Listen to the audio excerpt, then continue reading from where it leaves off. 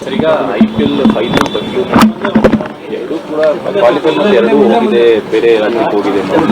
ಯಾಕೆ ಇಲ್ಲಿನ ಭದ್ರತೆ ವಿಚಾರನ ಅಥವಾ ಇಲ್ಲಿನ ಶಾಸಕ ಪಾಸ್ ಫ್ರೀ ಪಾಸ್ ಒತ್ತಡಕ್ಕೆ ಮಾಡಿದ್ರೆ ಏನು ಯಾವ ರೀತಿ? ಇಲ್ಲ, ಭದ್ರತೆ ವಿಷಯದಲ್ಲಿ ಯಾವುದು ಕಂಪ್ಲೇಂಟ್ಸ್ 5 ಮ್ಯಾಚ್ ಆಗಿದೆ, ಯಾವುದೇ ಒಂದು ಸಣ್ಣ ಕಂಪ್ಲೇಂಟ್ ಕೂಡ ಬಂದಿಲ್ಲ. ಅರೇಂಜ್ಮೆಂಟ್ಸ್ ಬಗ್ಗೆ ಅವ್ರದ್ದೇನು ತಕರಾರಿಲ್ಲ.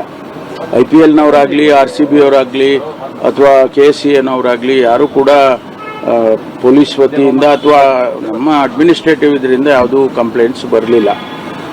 ನಮಗೆ ಅನಧಿಕೃತವಾಗಿ ಬಂದಿದ್ದ ಮಾಹಿತಿ ಏನಂತ ಹೇಳಿದ್ರೆ, ಅವರು ಇಲ್ಲಿ 33,000 ಸೀಟ್ಸ್ ಇದೆ, ಅದರಲ್ಲಿ ಒಂದು 7-8 ಸಾವಿರ ಪಾಸಸ್ಸು ಅದು ಇದು ಎಲ್ಲ VIP-ಗಳಿಗೆ ಮತ್ತು ಅವರ ಸ್ಪಾನ್ಸರರ್ಸ್ಗೆ RCB ಅವರಿಗೆ ಕೊಡಬೇಕು.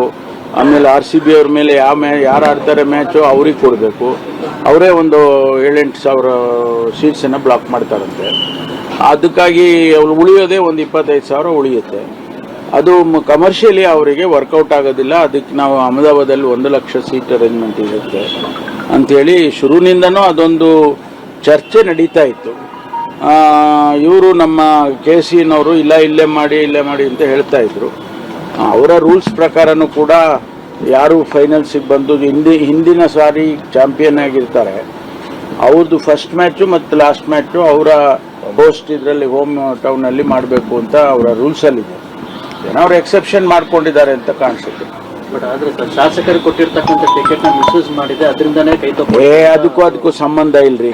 ಅದಕ್ಕೆ ಎಷ್ಟು ಸಾವಿರ ಕೊಟ್ಟಿದ್ದಾರೆ ಶಾಸಕರು? 4 ಪಾಸ್ ಕೊಟ್ಬಿಟ್ರೆ ಅದೇನಾಗುತ್ತೆ ಅದು?